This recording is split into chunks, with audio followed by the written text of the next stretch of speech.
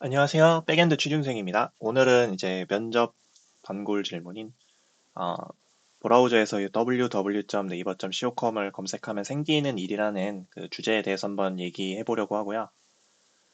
일단은 이 질문에 같은 경우에는 여러 직군에서 이제 여러 가지 답변을 할 수 있거든요. 근데 이제 저는 백엔드 취준생 관점에서 알아본 거에 대해서 이제 발표를 해보려고 합니다. 일단 발표에 앞서서 먼저 양해 말씀드려야 될 게 있는데 이게 이제 키워드 위주로 발표를 하게 될 것 같고요. 그래서 이게 시간 관계상 자세히 설명하지 않고 넘어가는 부분이 많습니다. 이게 왜 그러냐면은 사실 이 하나의 이제 흐름, 네트워크 흐름에 대해서 각각 깊게 설명하면은 이제 되게 분량이 엄청 길어질 수 있거든요. 그래서 키워드 위주로 이제 간단하게 이제 설명을 하고요. 그래서 이제 목차를 한번 살펴보면은 브라우저에서 URL을 치면 일어나는 일, 그리고 네트워크 연결 과정, 인캡슐레이션과 디캡슐레이션, 네트워크 라우팅, 브라우저 렌더링, TCP4A 핸드쉐이크, 그 다음에 HTTP 2랑 3에 대해서 간략하게 소개할 것 같습니다. 먼저 브라우저에서 URL을 치면 일어나는 일에 대해서 이제 알아볼 텐데요. 일단은 크롬 시크릿 창을 한번 열어봤습니다. 여기서 이제 www.naver.com을 한번 검색을 해보면은 뭔가 이제 HTTPS라는 게 추가가 된 것을 알 수 있고요. URL이 이제 뭔지 한번 살펴보면은 URL은 이제 인터넷 자원의 주소를 나타내고 어, 그래서 이제 URL을 이루는 파트를 한번 살펴보면요. 이제 스킴과 그다음에 스킴에서 요구되는 이제 구체적인 리소스의 위치나 경로 등이 이제 포함되고 이제 이 스킴은 이제 HTTP나 HTTPS, FTP 뭐 그런 게 될 수 있죠. 그중에서 이제 HTTP의 URL을 한번 살펴보면은 다음과 같이 구성되어 있다고 합니다. HTTP의 스킴이 이렇게 있고, 그 다음에 호스트, 포트, 패스, 서치 파트가 이렇게 되어 있는데요. 서치 파트는 일단 선택 사항이고, 이게 그 쿼리 파라미터에 해당하는 거죠. 그래서 이제 이렇게 되어 있는데, 근데 이게 이제 아까 그 HTTP URL 스펙이랑은 좀 다르게 되어 있잖아요. 사실은 이게 내부적으로는 뭐 이렇게 작성이 되어 있는데 이거를 이제 자동 완성해주고 이제 일종의 숨김 처리를 하는 것과 같은데요. 그래서 HTTP에서 이제 호스트, 포트, 패스 이렇게 되어 있고 이 패스는 이제 루트 디렉터리에 해당합니다. 그러면은 이제 URL을 자동 완성해줬으면은 이제 HTTP 메시지를 작성하게 될 텐데요. 그래서 이제 크롬 개발자 그 창을 열어보면은 이제 네트워크에서 이렇게 확인해보면 이제 www.naver.com이라는 이제 도큐먼트가 200 상태로 잘 왔음을 알 수 있고 이거에서 이제 확인해보면은 리퀘스트로 이렇게 되어 있는 걸 알 수 있죠. 이 부분을 이제 확대해서 보면은 HTTP 메시지가 이제 호스트, get 메서드로 이제 패스가 이렇게 되어 있고 스킴은 이렇게 되어 있고 이렇게 되어 있는 것을 이제 알 수 있습니다. 그래서 이제 한번 정리해 보면은 브라우저에서 URL을 치면은 브라우저는 URL 스펙에 맞춰서 자동 완성을 지원해주고 그 다음에 이제 HTTP 메시지를 작성을 해준다 알 수 있는데 사실 이제 HTTP 메시지는 네트워크 연결 과정이 선행되어야 그 다음에 HTTP 메시지를 쓰게 되는데요. 그래서 이제 네트워크 연결 과정을 한번 살펴보도록 하겠습니다.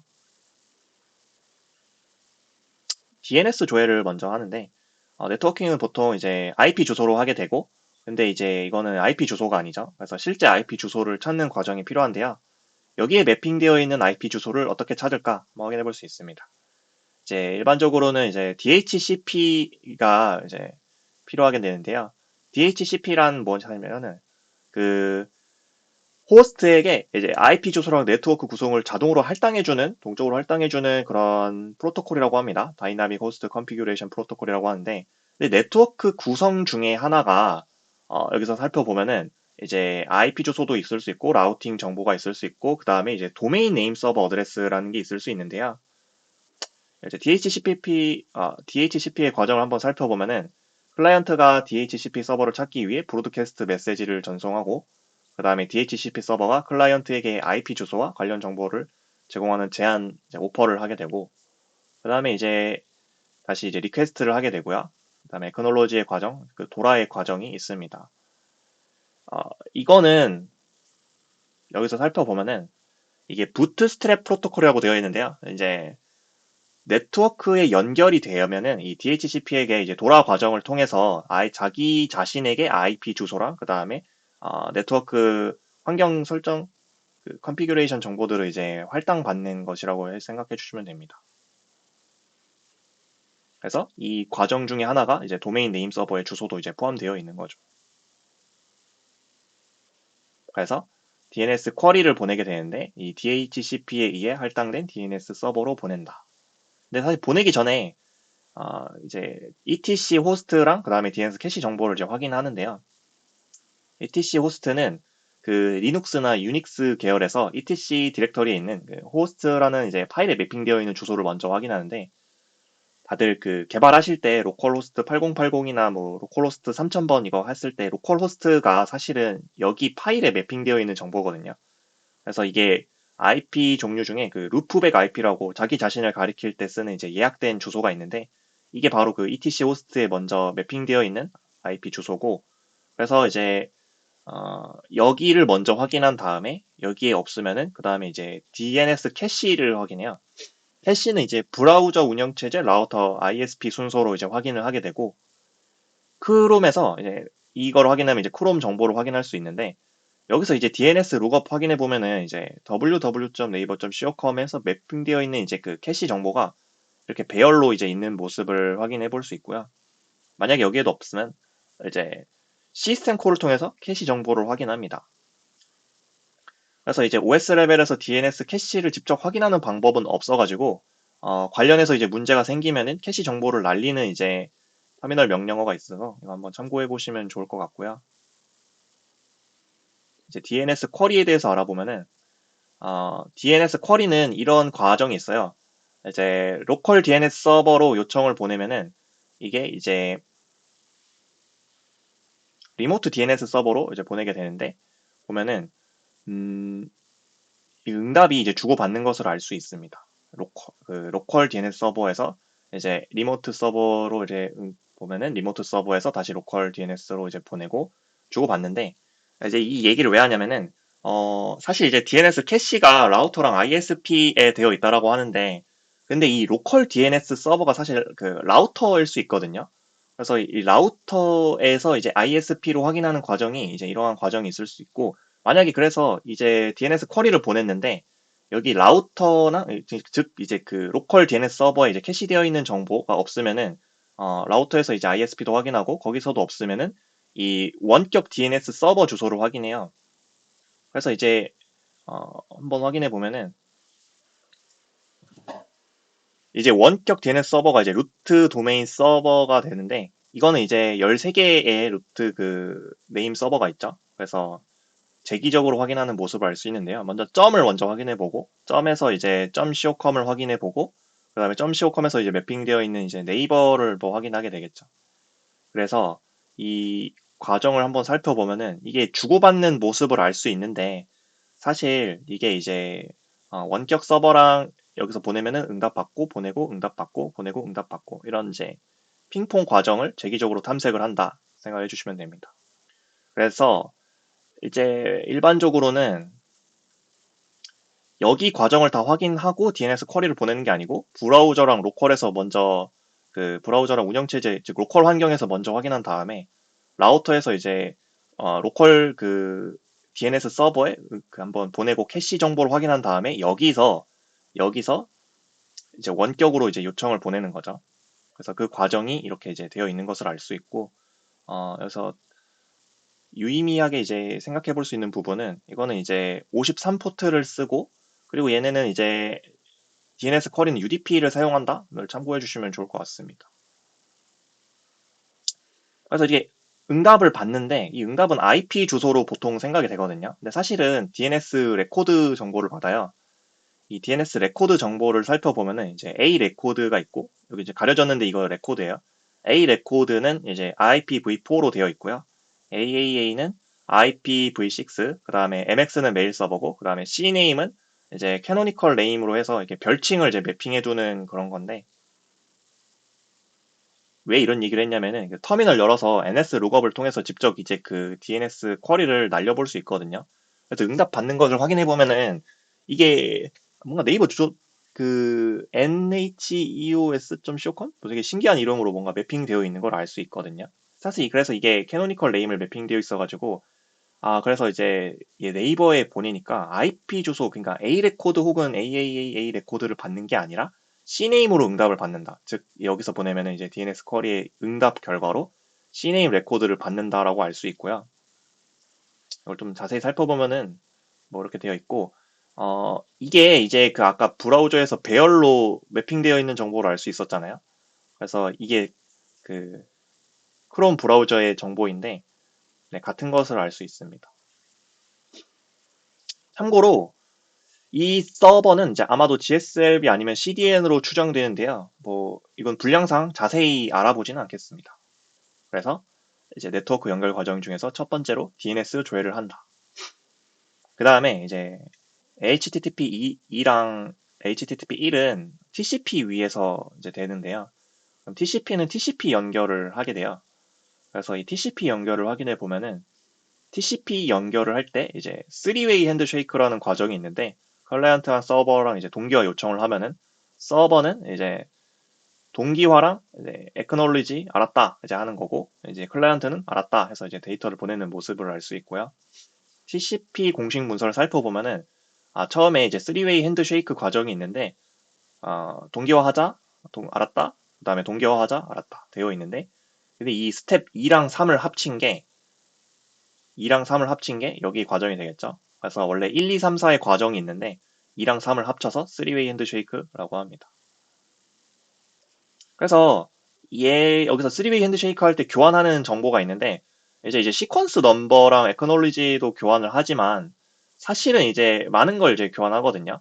여기서 이제 MSS가 이제 최대 세그먼트 사이즈 즉 그 수신 측에서 받을 때 나는 이 최대 이 정도 사이즈의 세그먼트를 받을 수 있어. 이 세그먼트 이제 TCP의 이제 데이터를 의미하고 그다음에 이제 윈도우 스케일은 TCP 헤더에서 이제 보통 윈도우 크기가 그 16비트로 되어 있거든요.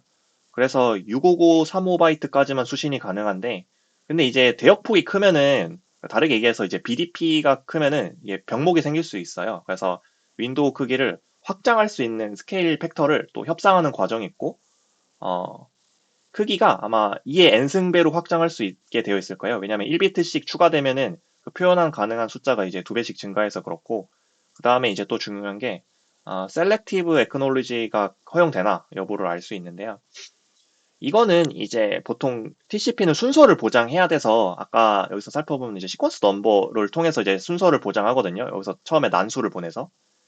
그래서 이제 여러 개의 TCP 그 세그먼트들이 올 수 있는데 이걸 결국 순서를 보장해야 되는데 만약에 이제 예를 들어 1, 2, 3, 4, 5의 세그먼트가 있을 때 예를 들어 3을 못 받았다. 그러면 이제 3을 다시 전송해달라고 클라이언트가 서버에 요청을 해야 되거든요. 근데 이제 서버가 만약에 셀렉티브 에크를 제공하면은 3만 이제 따로 보내고 만약에 그걸 제공 안 하면은 3부터 다시 다 보내게 되는데 그러면 되게 불필요한 오버헤드가 발생하는 거죠. 그리고 이제 ECN 같은 경우에는 이거는 이제 명시적 혼잡 알림이라고 해가지고 옛날에는 이제 혼잡 상황이 생겼을 때 패킷을 버렸는데 패킷을 안 버리고 그냥 이제 혼잡이 시작됐다라는 것을 이제 알리는 역할을 하고요. 혼잡 상황에 대해서는 이후에 이제 인캡슐레이션 과정에서 한번 다시 자세히 살펴보도록 하겠습니다. 그래서 이제 운영체제 얘기할 때 보통 유저 모드, 커널 모드, 하드웨어 이렇게 얘기하잖아요. 그래서 유저 모드에서 TCP 연결 수립 과정을 살펴보면은 서버는 이제 소켓을 이제 세팅하고 바인드하고 리슨해서 이제 여기 연결이 되면은 accept에서 send랑 receive 과정이 있고 클라이언트는 이제 소켓 시스템 콜을 보내서 이제 커넥 과정을 하고 그다음에 여기서 이제 읽고 쓰기를 하죠. 근데 이제 사실 여기서 이제 send receive라고 되어 있는데 이거는 어, 뭐 살펴보면은 사실 이게 소켓 파일을 그 갖고 오는 거거든요. 그래서 소켓 파일을 읽고 쓰는 과정을 이제 네트워크에서는 이제 send receive라고 표현을 해요.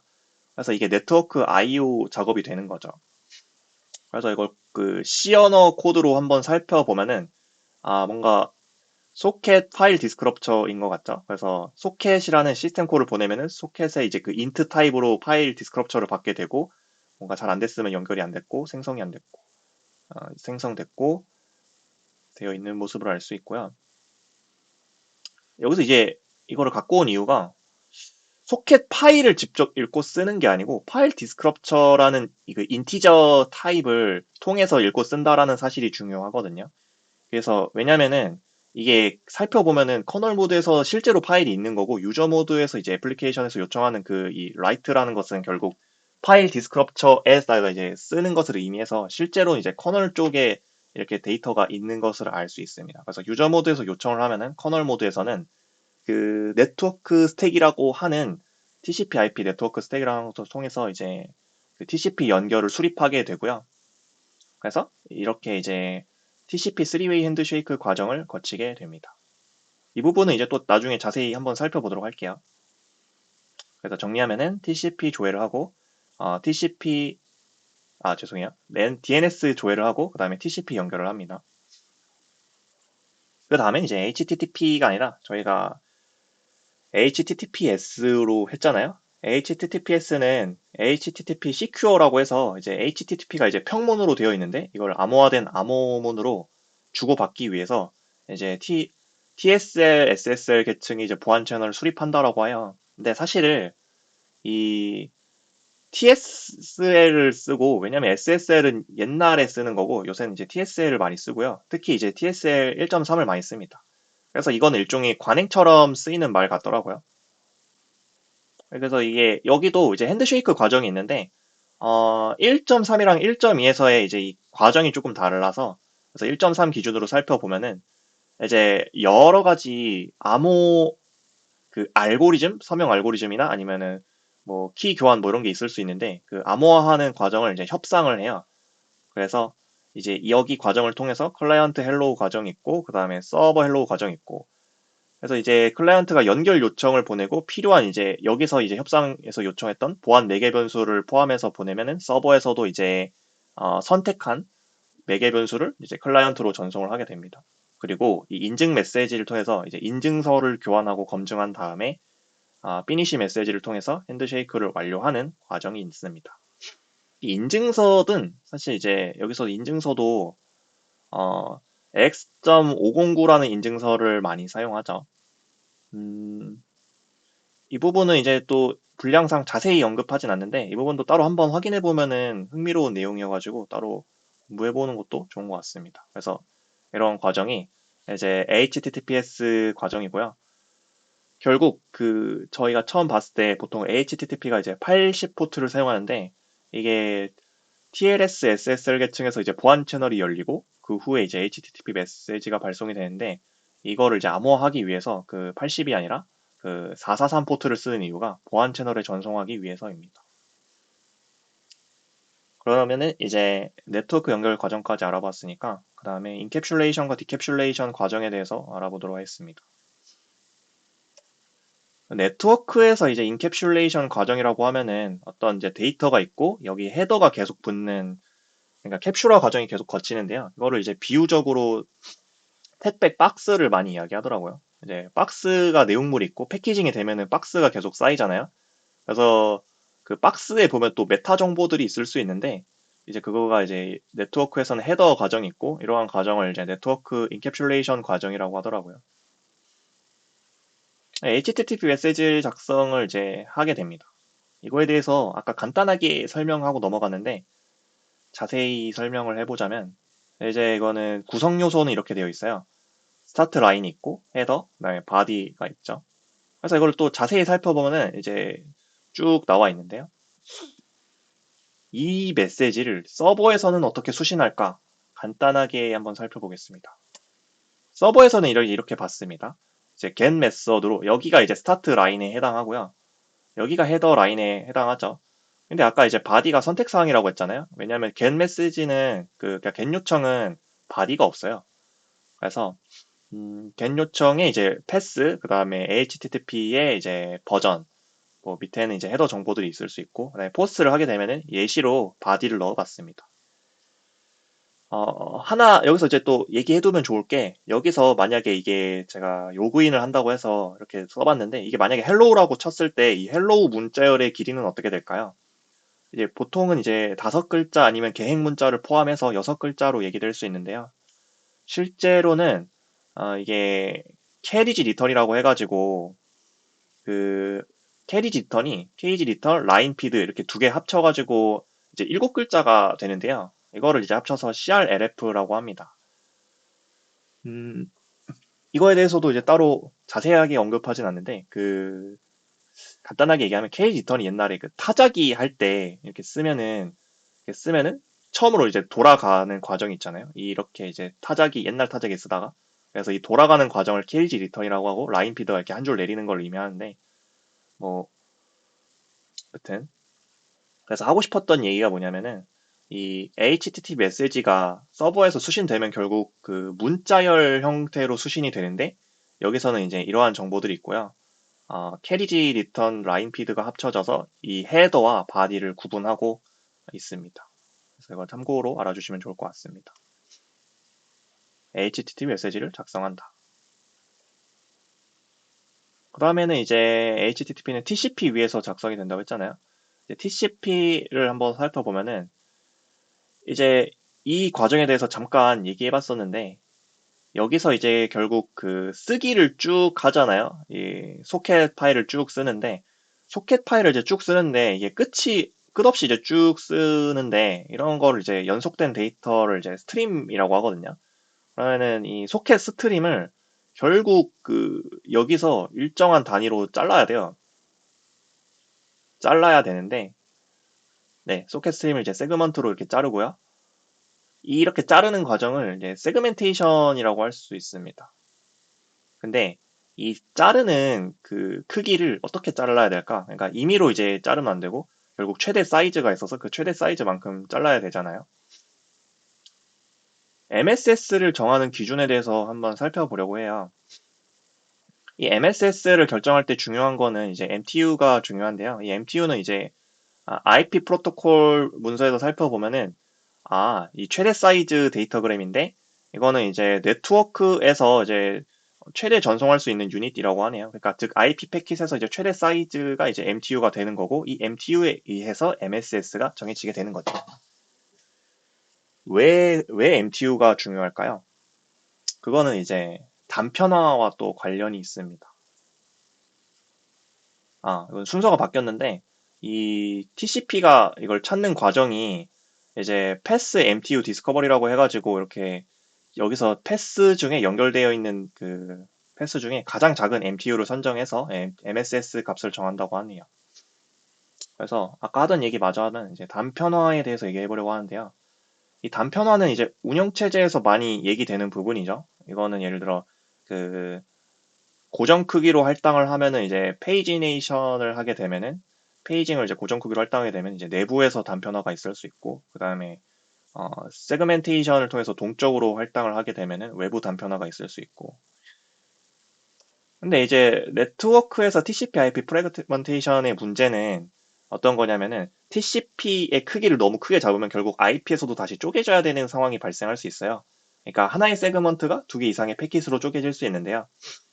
그런 상황이 이제 어떠한 상황이 될 수 있냐면 MTU보다 크면은 그렇게 될 수 있죠. 그래서 이러한 단편화 문제를 방지하고자 MSS를 정할 때 MTU가 중요하다.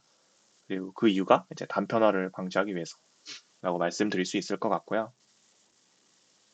사진을 한번 첨부해 봤습니다. 이렇게 데이터그램이 있는데 이게 MTU만큼 있어서 이렇게 분할을 하게 된다.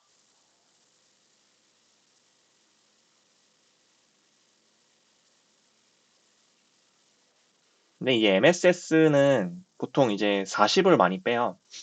보통 이제 MTU가 1500바이트인데 그래서 이제 MSS는 일반적으로 40을 빼게 되거든요. 그러면은 이제 1460이 되겠죠. 왜 40을 빼게 될까에 대해서도 한번 살펴보면 좋을 것 같습니다.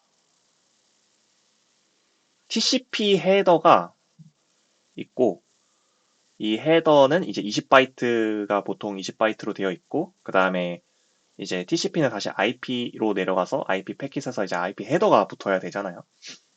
그래서 이 헤더가 IP 헤더가 20바이트고 TCP 헤더가 20바이트라서 20, 20이라서 40을 빼게 됩니다. 장표 순서가 이상하게 되어 있네요. 그래서 TCP 헤더의 정보를 살펴보면은 그 발신지 포트 주소가 있고 목적지 포트 주소가 있고 이건 아까 살펴본 이제 시퀀스 넘버 있고 에크놀로지 넘버 있고 뭐 윈도우 사이즈 있고 뭐 이런 정보들이 있네요. IP 헤더가 이제 붙는 과정을 또 살펴보면은, 어, 이제 소스 IP 어드레스 주소랑 그 다음에 도착지 IP 어드레스 주소 이렇게 있는 것을 알 수 있고, 그래서 TCP 세그먼트는 IP 패킷이 될 때 이 IP 헤더가 붙고, 뭐 이걸 확인해 보면 되겠죠. TCP 데이터가 있을 때 TCP 헤더도 붙고 IP 헤더도 붙고. 간단하게 이제 IP 헤더에 대해서 조금 살펴보도록 할게요. IP는 이제 V4랑 V6가 있죠.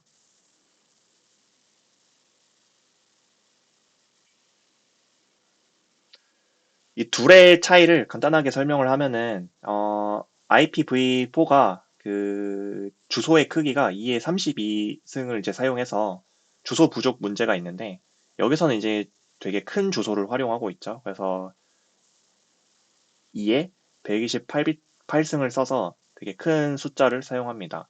그리고 또 하나 중요한 특징은 아까 이제 그 MSS를 정할 때 MTU 빼기 40 플러스 알파라고 되어 있는데 왜 알파냐면은 사실 헤더가 그 고정 크기가 아닐 수 있거든요. 특히 이제 IPv4는 이게 고정 크기가 아니라 최대 이제 더 늘어날 수 있단 말이에요. 그래서 이제 플러스 알파인데 IPv6는 이게 이제 고정 헤더를 사용한다라는 또 주요한 특징이 있습니다. 그래서 이제 인캡슐레이션 과정을 다시 살펴보면은 HTTP 메시지를 쓰고 이 소켓 스트림이 그 TCP 세그먼트로 분할이 되고 TCP 세그먼트에서 이제 TCP IP 헤더가 붙는다. 알 수 있습니다. 자, 그러면 이제 네트워크 스택에서 이제 그 하드웨어로 이제 커널 모드에서 하드웨어로 이제 넘어가는 과정에 대해서 살펴보도록 할 텐데요. 뭐 여기 주소 예시에는 이제 이더넷으로 되어 있는데 여기서 이제 IP 패킷이 만들어지면은 이제 이더넷 헤더를 붙인다라고 하네요. 그래서 이 헤더를 이제 드라이버로 이제 드라이버가 NIC로 이제 보내는 모습을 알 수 있습니다. L2 프레임에 대해서 살펴볼 텐데요. 아까 그 이더넷 예시 들었잖아요. 이게 이제 L2 프레임은 그 이더넷이 있을 수 있고 802.11 프레임이 있을 수 있어요.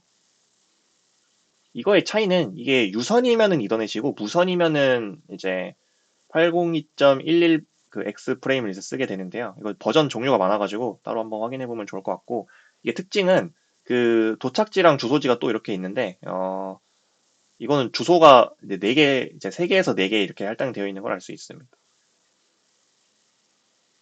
그래서 이제까지 살펴봤는데 이게 지금 L4 이제 TCP랑 IP랑 그다음에 프레임이랑 보니까 공통적으로 송신지랑 수신지가 있는데 이 네트워크 식별자에 대해서 확인해 보면은 이제 포트, IP, 맥 어드레스 이렇게 있는데요. 이게 포트가 이제 보통 프로세스의 식별자로 많이 알려져 있고 그다음에 IP가 호스트의 식별자, 그다음에 맥 어드레스가 물리 주소의 식별자로 알 수 있는데요.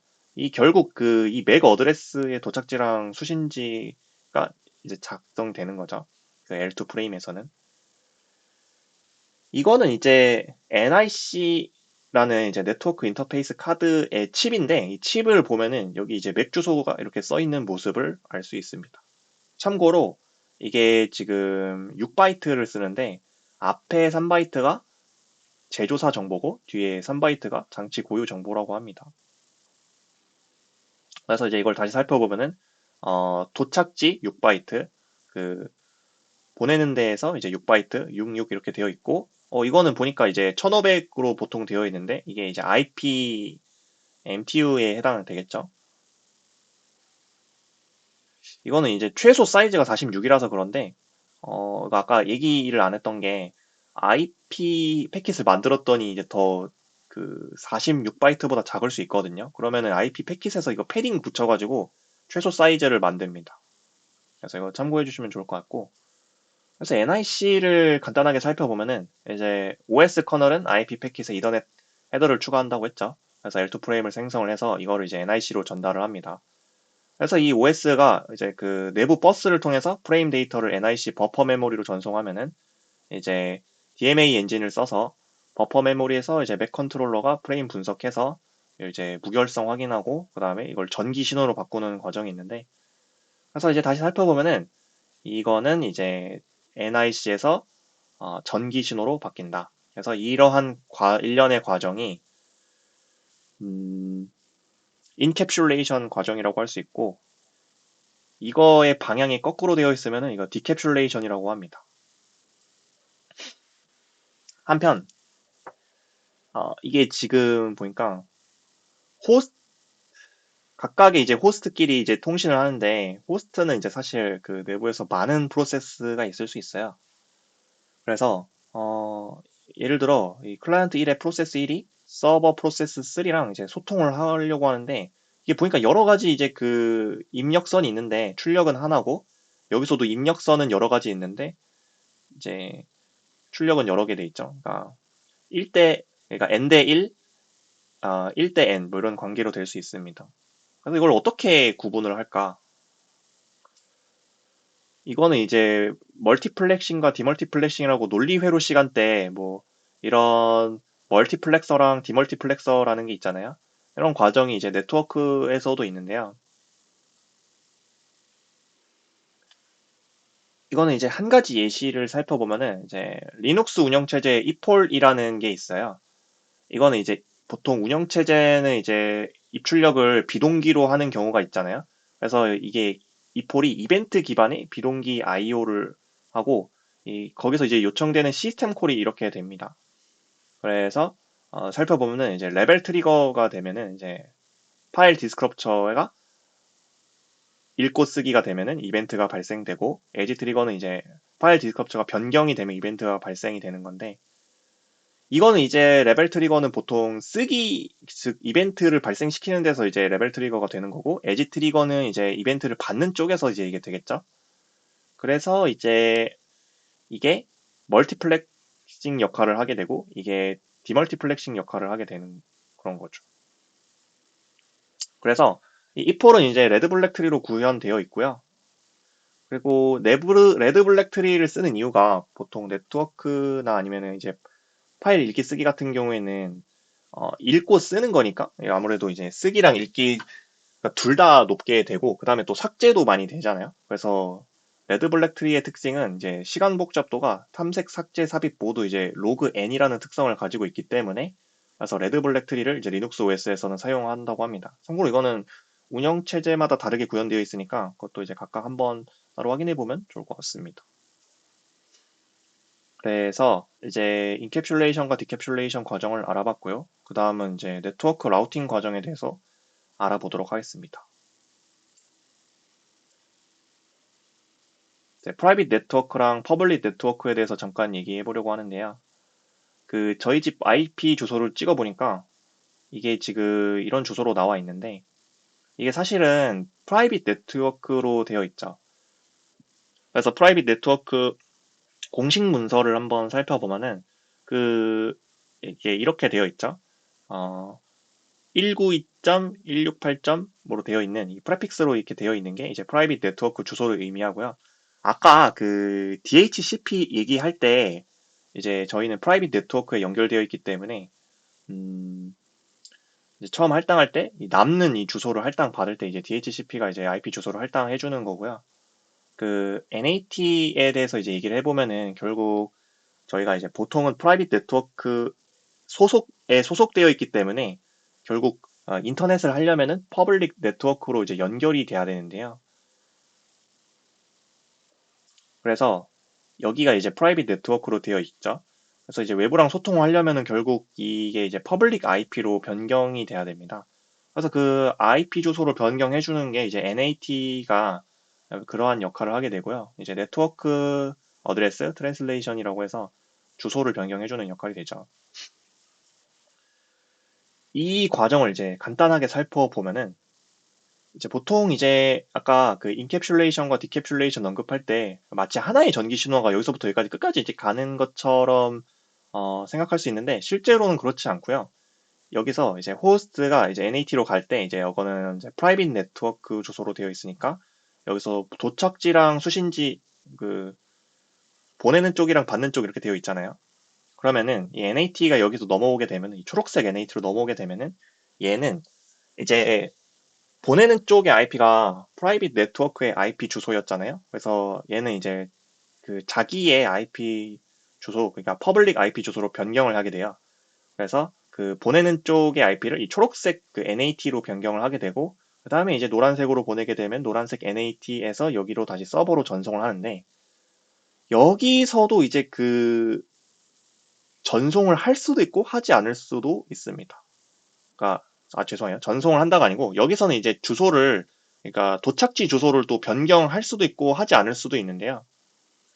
이거는 이제 구현 방식에 따라서 다르게 되어 있어요. 여기 노란색 NAT가 이게 보통 로드 밸런서가 되겠죠. 그래서 이게 죄송해요. L7 방식으로 되어 있으면은 이제 클라이언트 원본 IP를 유지할 수도 있고, 그다음에 어, L4로 되어 있으면은 이거를 변경을 합니다. 아니면 근데 이제 변경을 하는데 프록시 프로토콜을 활용해서 해결할 수도 있기도 하고.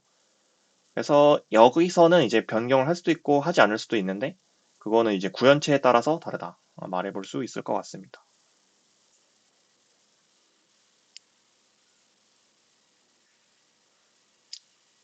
이 네트워크 이제 얘기를 조금 다른 얘기를 해볼 건데, 혼잡 상황과 혼잡 제어에 대해서 좀 얘기해 보려고 해요. TCP에서 이제 혼잡 제어 알고리즘 부분을 살펴보면은 이러한 문서가 있는데, 이게 이제 왜 TCP에서 혼잡 제어 알고리즘이 중요한지 설명한다라고 합니다. 이걸 살펴보면은 결국 그 사실 애매한 부분이 하나 있었던 게, 그래서 혼잡 상황이라는 게 정확히 무엇인지 이제 애매할 수 있거든요. 그래서 여기 문서를 살펴보면은 이제 혼잡 상황에 대해서 이제 자세하게 이제 설명이 되어 있어요. 그래서 혼잡 상황을 두 가지로 표현을 하게 되는데요.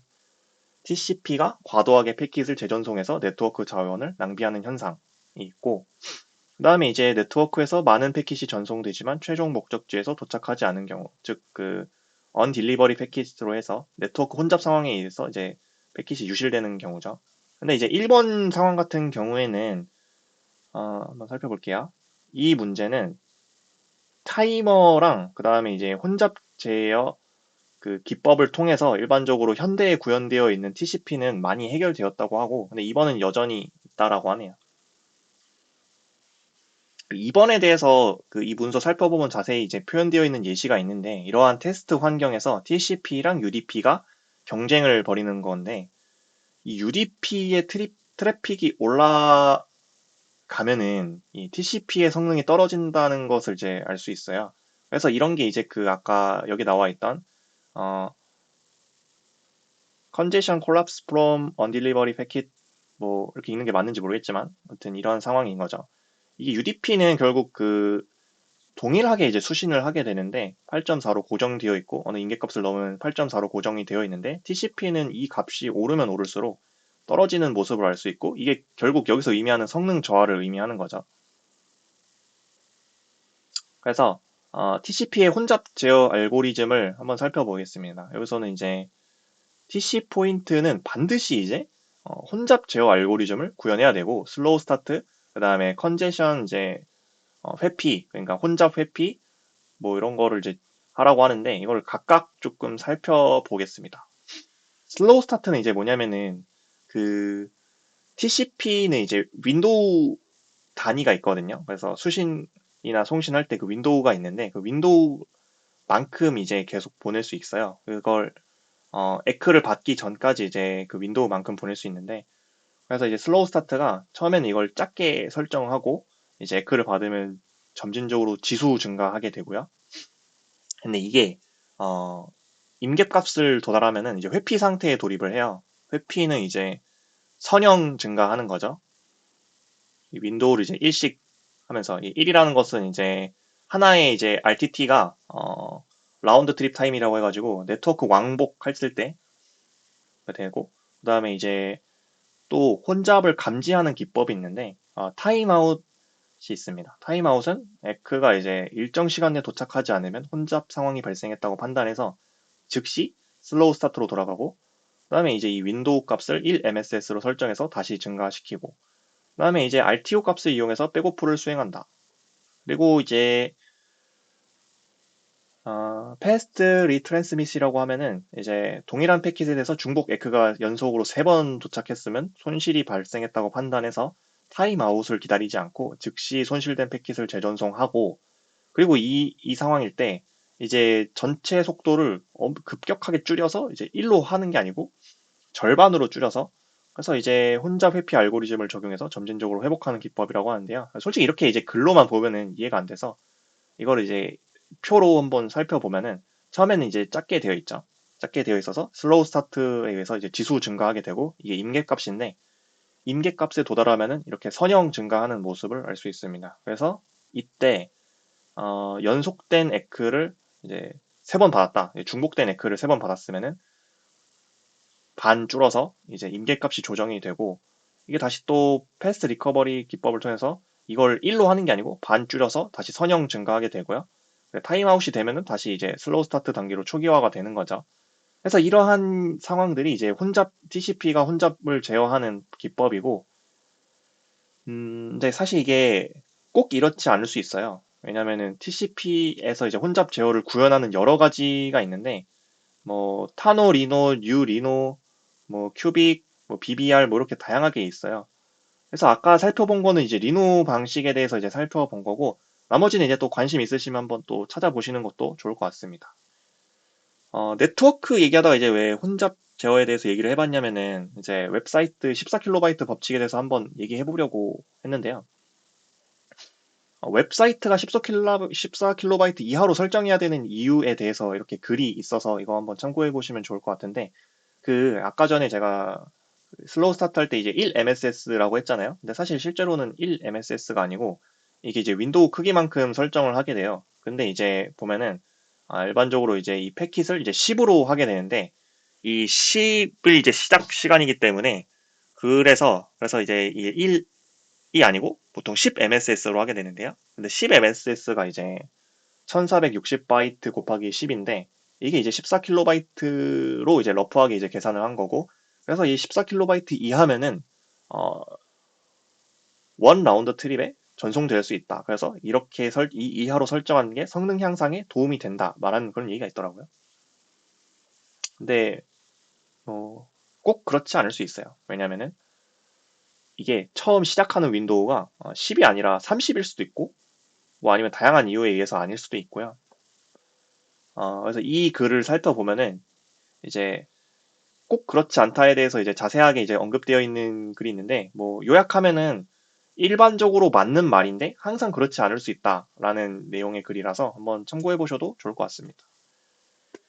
자, 그래서, 브라우저에서 URL을 치면 일어나는 일, 네트워크 연결 과정, 인캡슐레이션과 디캡슐레이션 과정, 그 다음에 네트워크 라우팅, 이렇게 살펴봤고요. 다음은 이제 브라우저 렌더링에 대해서 잠깐 얘기해 보도록 할 텐데, 이거는 이제 백엔드 시선으로 만들어 본 영상이라서 브라우저 렌더링은 이제 기본적인 내용만 말씀드리도록 하겠습니다. 브라우저 렌더링 이제 보통 요청을 보낼 때 HTML 파일이 수신되잖아요.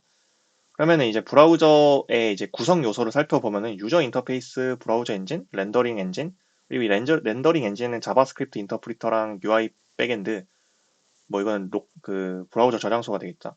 그다음에 네트워킹 과정이 이렇게 있는데 뭐 이거에 대해서 자세히 살펴보지는 않고요. 뭐 렌더링 엔진에 대해서 좀 살펴보도록 하겠습니다.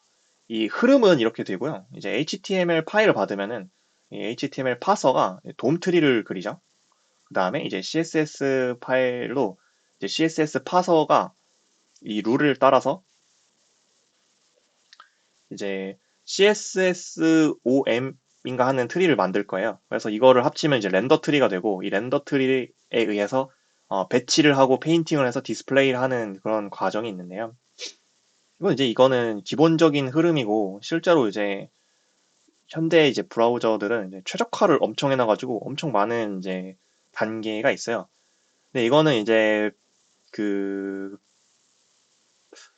프론트 엔드 전문 분야여서 여기에 대해서 이제 각각에 대해서 자세히 알지도 못하고 더 자세히 설명하는 건 좀 애매하다 싶어서 이거는 이제 이렇게 키워드만 남겨드리고 따로 이제 프론트에도 흥미가 있으신 분들은 따로 공부해보는 것도 좋을 것 같습니다.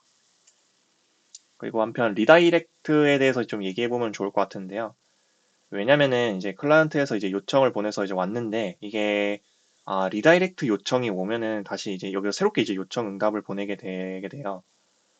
그래서 이 리다이렉트는 이제 HTTP 응답을 내릴 때 보통 100번대, 200번대, 300번대, 400번대, 500번대 이렇게 있잖아요.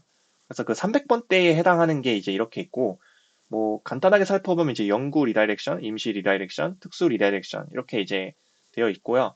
이런 응답을 받으면 이제 다시 결국 다시 요청을 이제 보내야 되는 그런 상황인데, 그 각각의 상황마다 이렇게 약간 다른 부분이 있어서 이거 참고해 주시면 좋습니다. 그래서 이런 내용을 왜 얘기하면은 실제로 이제 www.naver.com에 요청을 보내게 되면은 이게 엄청 많은 그 리퀘스트들이 있는데요. 보면은 이제 이 221개의 리퀘스트들이 있는 거를 알 수 있습니다.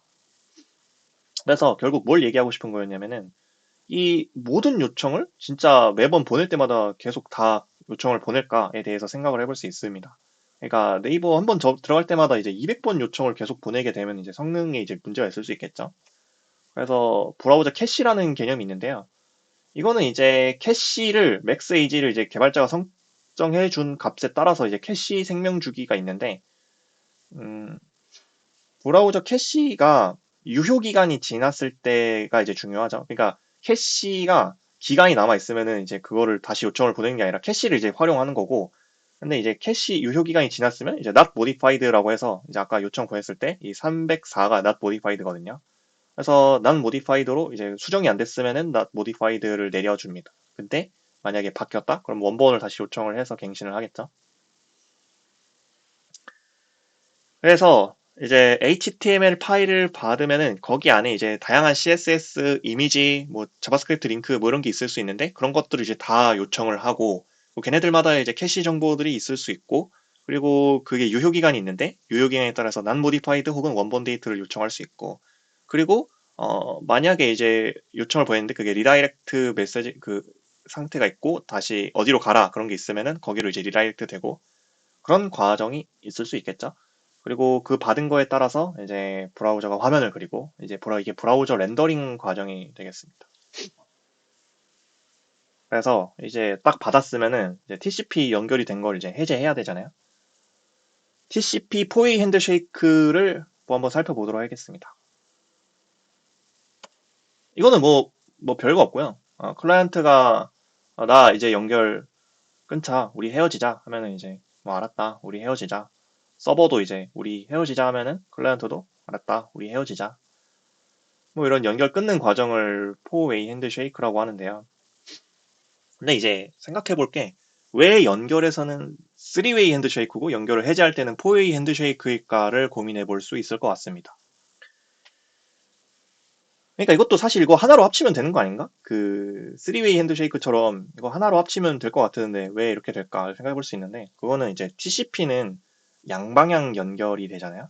그래서 만약에 그냥 내가 알았다고 끊어버린다 하더라도 사실 이게 양방향 그 소통이 되는 거기 때문에 클라이언트에서 데이터를 보내고 있을 수 있는데 얘가 임의로 이제 끊어버릴 수도 있고 아니면 서버에서 또 반대로 클라이언트에게 이제 데이터를 보내고 있을 수 있는데 클라이언트가 이제 멋대로 이제 끊을 수 있잖아요. 그래서 각각에 대해서 이제 연결을 해제해야 되기 때문에 그래서 연결할 때는 서로 이제 서로 데이터를 주고받는 과정이 없다 보니까 그래서 서버가 이거를 합칠 수 있었는데 연결을 해제할 때는 이게 양방향 그 소통이기 때문에 각각 보내는 게 있을 수 있어서 그래서 거기서는 이제 포웨이 핸드쉐이크 과정이 있습니다.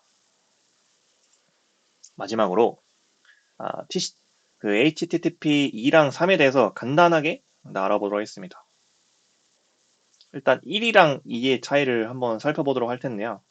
이제 1회에서는 이제 HOL 블락킹 문제가 있어요.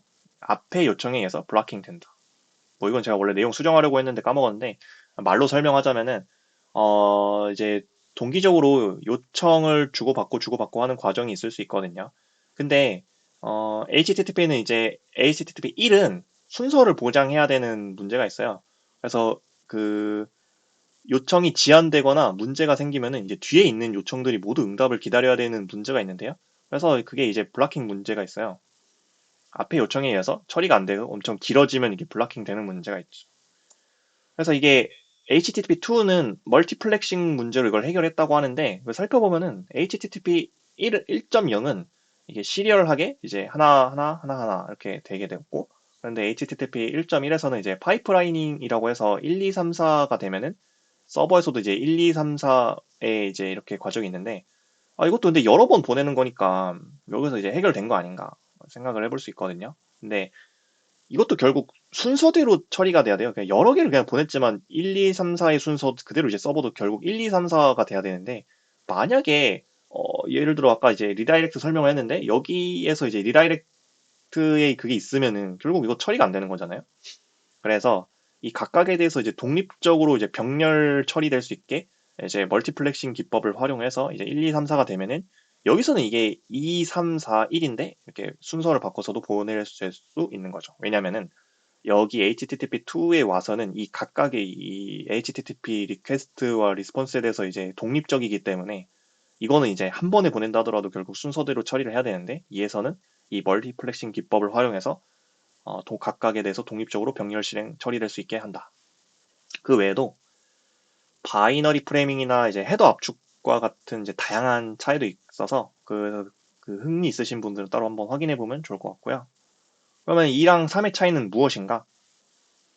사실 이제 HTTP는 TCP 위에서 된다고 했지만 그 TCP가 아닐 수 있거든요. 왜냐면은 이게 HTTP 그 3는 이제 퀵 알고리즘을 사용한다는 차이가 있어요.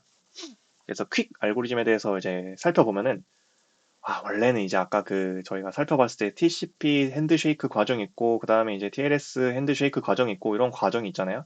근데, 어, 퀵 알고리즘은 UDP 위에서 이걸 쓰면은 간단하게 합친 거죠. 그래서 여러 가지 과정을 하나로 이제 한 방에 합쳤다. 그래서 퀵 핸드쉐이크 과정이 있는데요. 뭐, 이렇게 간소화됐다는 걸 알 수 있죠. 한번 정리해 보면은, 브라우저에서 이제 URL을 치면 일어나는 일, 브라우저가 이 HTTP 이제 스펙에 맞춰서, 그러니까 즉 URL 스펙에 맞춰서 자동 완성을 지원해주고, 그다음에 HTTP 메시지를 씁니다. 그다음에 네트워크 연결 과정, DNS를 조회하고, 그다음에 TCP를 연결하고, 그다음에 TLS, SSL 보안 채널 수립을 하죠. 그리고 이제 DNS 조회를 할 때 유의해 볼 만한 게 ETC 호스트를 확인한다. 그다음에 DNS 캐시를 각 레이어별로 확인을 한다. 그 다음에 거기 각 레이어가 이제 브라우저, OS, 라우터, ISP 이렇게 되고, 근데 이제 운영체제까지 없으면 DNS 쿼리를 날리게 되는데, 거기서 이제 로컬 DNS 어드레스를 줘야 하는데 그게 일반적으로 라우터가 될 수도 있고, 그래서 거기 로컬 DNS 서버에서도 없으면은 이제 원격 리모트 DNS 어드레스 서버에 요청을 보내게 되는데, 거기서 이제 재기적으로 탐색을 하게 되는 거죠. 그래서 이제 레코드를 받아오고, 그렇게 되면은 TLS, SSL 보안 채널 연결 과정이 있고, 죄송합니다. DNS 그 다음에 이제 TCP 연결이네요. TCP 3웨이 핸드쉐이크를 하고, 그 다음에 보안 채널 수립이 되고, 그 다음에 HTTP 메시지를 쓰고, 이 HTTP가 TCP 세그먼트로 나눠지고, TCP가 IP 패킷 헤더, TCP 헤더 이렇게 추가돼서 패킷이 만들어지고, 이 패킷은 이제 L2 프레임으로 내려오고, 이 L2 프레임은 전기 신호로 바뀌게 되고, 이거는 이제 또 네트워크 라우팅에 의해서 이제 NAT로 이제 프라이빗 네트워크에서 퍼블릭 네트워크로 그 바뀌는 그런 과정이 있고, 그렇게 해서 이제 요청을 보내고 요청을 받아오면은 브라우저 렌더링이라는 과정이 또 있는데, 여기서는 이제 또 제 요청을 위해서 리다이렉트 응답을 받으면 제 요청을 또 할 수도 있고, 아니면은 여기서 캐시가 되어 있을 수도 있고, 그리고 이제 브라우저에서 이제 브라우저 렌더링 엔진 혹은 이제 여러 가지 엔진에 의해서 어, 배치가 되고, 그다음에 페인팅 되고 해서 이제 화면이 그려지는 그런 과정이 있을 수 있겠고, 그다음에 이제 연결 해제가 되는 과정이 있을 수 있겠고. 그래서 순서를 한번 정리해봤고요. 키워드는 뭐 이렇게 되어 있습니다. 그래서 브라우저에 네이버.co.com을 검색하면 생기는 일에 대해서 엄청 장황하게 이제 키워드 위주로 많이 설명을 해봤는데요. 근데 이제 하나의 네트워크 흐름에서 이 각각에 대해서 이제 또 자세히 설명하는 것도 굉장히 이제 많은 그 시간이 소요될 수 있어요. 예를 들어 TCP에 대해서도 또 할 말이 더 많을 수 있고, 그리고 이제 아까 언급을 많이 했던 GSL이랑 CDN에 대해서도 이제 각각 언급하면 이제 많은 내용을 얘기할 수 있을 것 같고요. 이제 키워드 위주로 한번 간단하게 정리해봤습니다. 그래서 이제 만약에 부족한 부분이나 더 궁금한 게 있으시면은 내가 따로 한번 더 정리해 볼 수 있는 기회가 될 것 같고요. 아무튼 시청해 주셔서 감사합니다.